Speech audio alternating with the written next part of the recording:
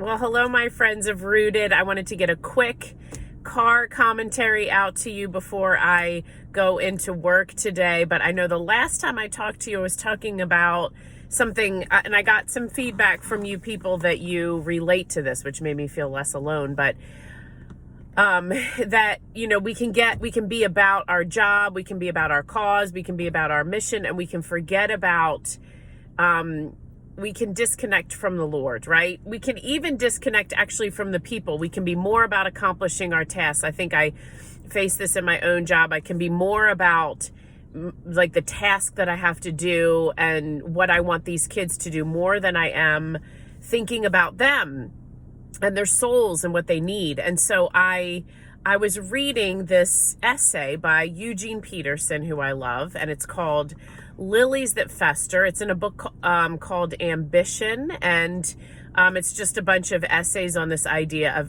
of ambition. I think oftentimes we can be, you know, what is this drive about, and how biblical is it for us to be ambitious? Where is our ego getting caught up in that and that type of thing? So he was vulnerable. He talked about being a pastor. He talked about accomplishing certain things and preaching and visiting the sick in the hospital and all the things that pastors do. And all the while he said he was forgetting about the people. He was forgetting about connecting with the people and remembering why he was doing what he was doing and who he was doing it for. And this is what I loved, and this is what I want to just leave you with and encourage you for this summer as you pick out whatever book you're going to read. He said at this point in his life, when this all kind of came clear to him and it was convicting, his heart was broken over how lost he had become. And he goes on to talk about even what I feel like is so the modern church. We become about causes and programs and numbers, and it makes me think of the Mars Hill podcast. And all the while, this really has nothing to do with anything except that we are accomplishing what we want to accomplish, and we're bringing in the numbers, and it's all about our checklist of achievement and glory. And he says that what he did not do at that time was go back and read theology books. He said, I was perfectly equipped to teach and preach a good sermon. I know my theology. He said, but I was disconnected from my heart. I was disconnected from the hearts of people. And so you know what he said he did? And I was an English major.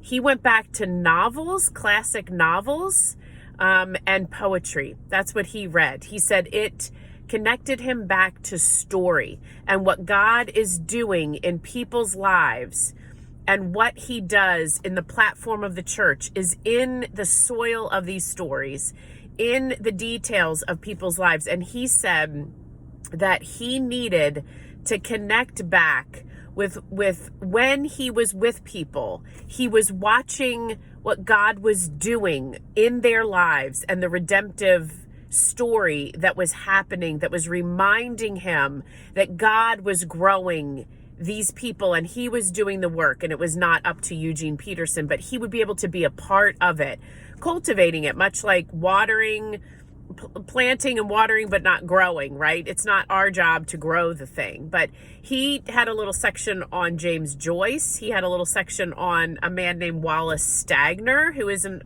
author. And he had a little section on Wendell Berry about what his poetry and essays and writing did for him. So as you think about this summer and what book you want to read, maybe you don't read nonfiction, for those of you who are nonfiction readers. Maybe you choose a good classic novel. Maybe you go back to The Great Gatsby. Maybe you go back to Great Expectations.